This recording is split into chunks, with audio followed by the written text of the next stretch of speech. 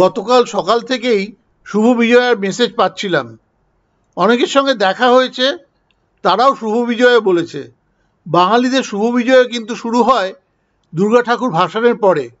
অন্তত দুর্গা ঠাকুর প্যান্ডেল ছেড়ে যায়, তারপরেও অনেকে কোলাকুলি করে, তার আগে নয়।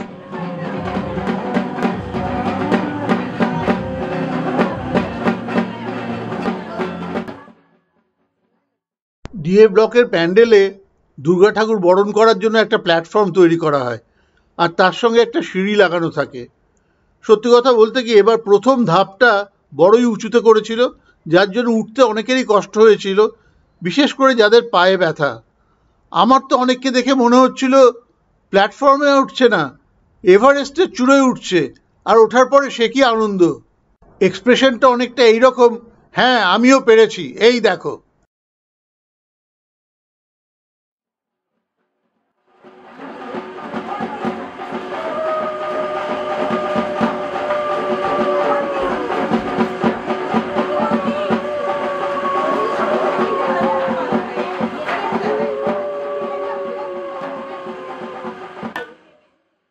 তাছাড়া অকাল বোধনের মতো মহিলাদের অকাল হোলি খেলা তো আছেই। এটা ছাড়া বিজয়া দশমী অসম্পূর্ণ।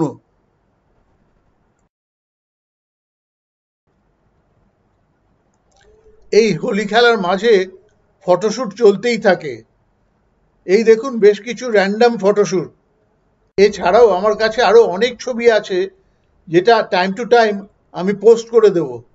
তাই যাদের ছবি দেখতে পাচ্ছেন না তারা চিন্তা করবেন না, ঠিক ছবি পোস্ট করে দেব, তখন দেখে নেবেন। আর দুর্গা ঠাকুরের বরণ তো চলছেই। যাদের ছবি এখানে পোস্ট করেছি, আশা করি তারা নিজেদেরকে চিনতে পারছেন।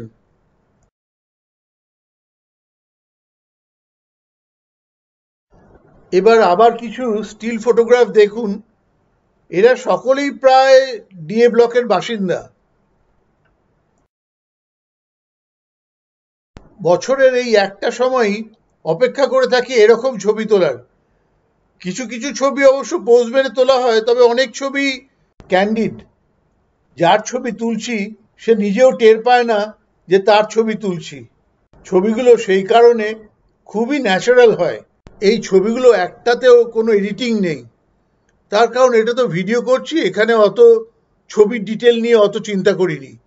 আমি যখন ইন্ডিভিজুয়ালি পোস্ট করব তখন আমি নিশ্চয়ই সমস্ত ছবি এডিটিং করেই পোস্ট করব। আর এই ভিডিওর শেষ ছবিটা দেখতে কিন্তু ভুলবেন না, ওটায় বড় চমক আছে। এবার দেখুন, সামনেও দুর্গা, পিঠেও দুর্গা।